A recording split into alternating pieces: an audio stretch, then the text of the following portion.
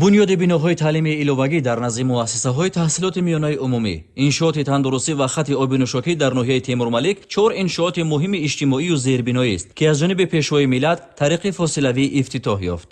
ин 4 иншоот ба рушди таҳсилот, хизматрасониҳои босифати тиббӣ ва дастрасии мардум ба оби тоза заминаи мусоид мегузоранд.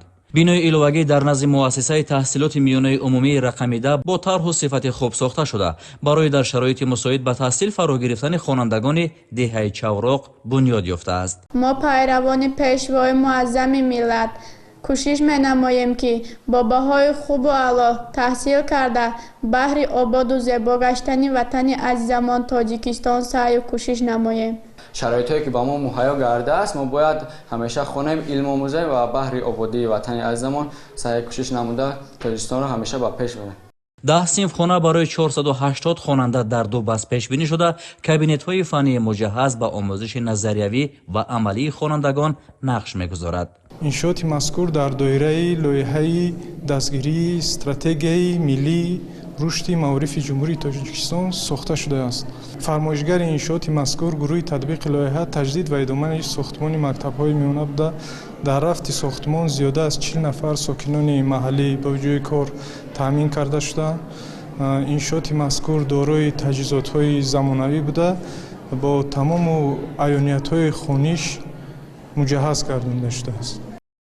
бинои дуюми иловагӣ бо ҳамон лоиҳа дар назди муассисаи таҳсилоти миёнаи умумии рақами 25 дар деҳаи Чашмаи деҳоти Гурдоварон сохта шуда, барои 480 хонанда дар 2 баст пешбинӣ шудааст. дар заминаи рӯ ба беҳбудӣ овардани сатҳи зиндагии мардум ва пайваста зиёд шудани шумораи аҳолӣ, зарурати бунёди бинои иловагии таълимӣ дар ин деҳа ва дар шароити хуб ба таҳсил фаро гирифтани хонандагон ба миён омада буд. ба ин хотир ба бунёди бинои таълимии иловагӣ дар назди муассисаи таҳсилоти миёнаи умумии рақами 25 тасмим гирифта шуд.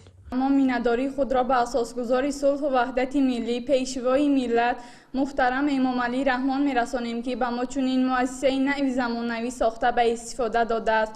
мо шуморо бовар мекунонем, ки мактабро ба баҳои хубу аъло таҳсил намуда, дар оянда бо халқу ватани худ хизмат намуда пайравони пешвои миллат шавем. муассиса бо шабакаи гармидиҳӣ пайваст буда, ҳарорати синфхонаҳо мӯътадил нигоҳ дошта мешавад. дар ҳар ду бинои иловагӣ маркази ташаккули барвақтии кӯдакон сохта шудааст, ки он пояи асосии рушди зеҳнӣ, равонӣ ва иҷтимоии кӯдакро аз солҳои аввал мегузорад. машғулиятҳои махсуси таълимӣ ва омӯзиши кӯдакон бо истифода аз аёниятҳои зарурӣ амалӣ шуда, онҳоро ба марҳилаи мактабӣ омода менамояд. муҳтарам пешвои миллат, мо омӯзгорон аз сиёсати хиратмандона ва ғамхориҳои пайвастаи шумо нисбат ба соҳаи маориф ва тарбияи насли наврас миннатдории худро баён менамоем. бо дастгирии шумо шароити таълимӣ рӯз ба рӯз беҳтар мегардад. дар идомаи ғамхории ҳукумати кишвар ба рушди соҳаи тиб, шуъбаҳои таваллуд, бачагона, эҳё ва ҷарроҳии маркази саломатии ноҳияи Темурмалик таъмир ва бо номгӯи зиёди дастгоҳу таҷҳизоти соҳавӣ ҷиҳоздонида шуд. хизматрасониҳои тиббӣ ба сокинон аз ҷониби 40 табиб бо истифода аз муосиртарин дастгоҳу таҷҳизот расонида мешавад. таъмир ва насби таҷҳизот дар маркази саломатии ноҳияи Темурмалик бо дастгирии ҳукумати ҷумҳурии Тоҷикистон ва ҷалби шарикони рушд амалӣ гардидааст. шуъбаҳои таваллуд, ҷарроҳӣ, эҳё ва шуъбаи бачагона дар маҷмӯъ барои қабули 100 нафар дар як вақт пешбинӣ шудааст. пешвои миллат муҳтарам Эмомалӣ Раҳмон ҳамеша таъкид мекунанд, ки саломатии миллат боигари давлат аст. аз ин ҷост, ки соҳаи тиб ва рушди он зери таваҷҷӯҳи махсуси ҳукумат қарор дорад. вазъи хизматрасониҳои тиб дар ноҳияи Темурмалик низ рӯз ба рӯз беҳтару хубтар мегардад. ба ин муассисаи тандурустӣ аз ҷониби президенти ҷумҳурии Тоҷикистон пешвои миллат муҳтарам Эмомалӣ Раҳмон нақлиёти ёрии таъҷилӣ тақдим карда шуд, ки боиси сипосу қадрдонии кормандон ва мардум гардид.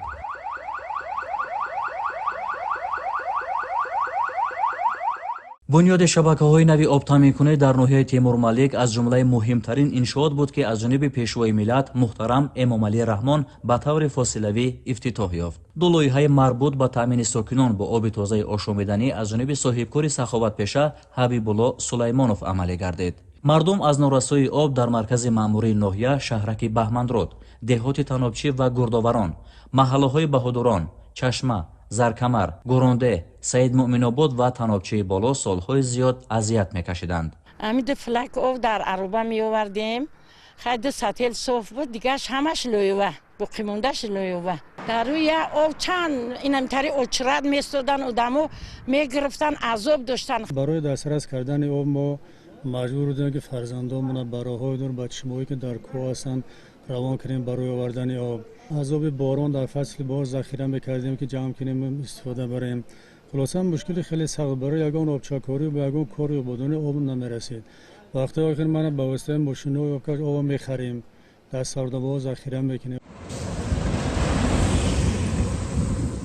توجه سرور دولت محترم امامعلی رحمان به بهسازی شرایط زندگی مردم اکنون به حل این مسئله مساعدت نمود.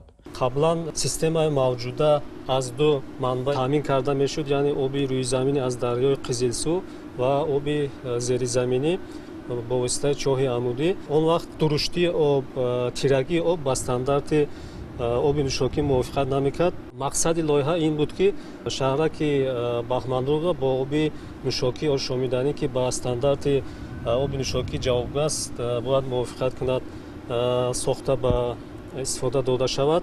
شکلی که در عکس میبینیم برای بهتر نمودن سیستم آب تامین کنی در موضع انشاءات آبگیری قبلی سیستم نوی زمانوی ساخته با استفاده داده شد که طلبات اهالی شهرک را با نظرداشت 20 سال دورنما با آب نوشاکی تامین می‌نماید. روی دست گرفتن اقدام مذکور بازگوی هم‌آوازی ساکنان وطن دوست با سیاست انسان دوستانه پیشوای ملت محترم امامعلی رحمان بوده باعث دسترسی 30,000 کس از اهالی ناحیه تیمورملک به این نعمت بزرگ شد.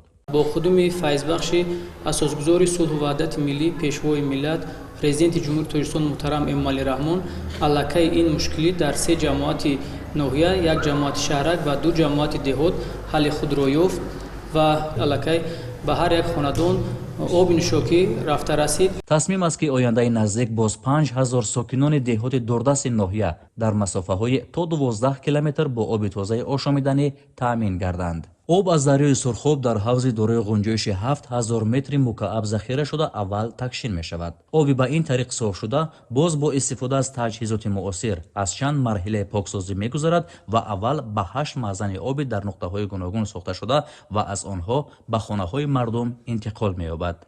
یکم نوبت در حوض تکشان کنی که حجمش 7,000 متر کوبی است. آب یکم مرحله تکشان کرده می شد. بعد با بینایی که در آنجا 3 زیرانشات یک جای ساخته شده است، در آنجا آب دوباره تکشان کرده شده، بعد از آن پالایش داده شده، بعد بی‌ضرر کرده شده با اهالی با واسطه ناسوس ها انتقال داده می شود. طبق نشانداد لایحه‌ای پایگاه‌های برقی آبکشی اقتدار دارند که در یک شبانه روز آبکشی را تا به 4,500 متر مکعب رسانند. امروزها تمام ساکنان جماعت دهات گردآوران نهایت شدند که آرزوی دیرینه آنها جامعه عمل پوشیده ایستاده است. برای استفاده سرشتکارانه آب در هر خانه حسابکنک‌ها نصب کرده شده است. تعمیر انشاءات و تجهیزات، پرداخت نیروی برق و دیگر خراجات پایگاه‌های آبکشی را صاحبکاری وطنی برداشت گرفته تصمیم گرفته است که مبلغ از حساب استفاده آب جمع آوری شده را در دیگر کارهای آبادانی صرف نماید. سرور دولت محترم امامعلی رحمان تشبث صاحبکار حبیبالله سلیمانوف را نمونه خوب انسان دوستی و نقش گذاشتن در پیشرفت وطن ارزیابی نموده به مسئولین دستور دادند که نامش به مکافات دولتی پیشنهاد کرده شود.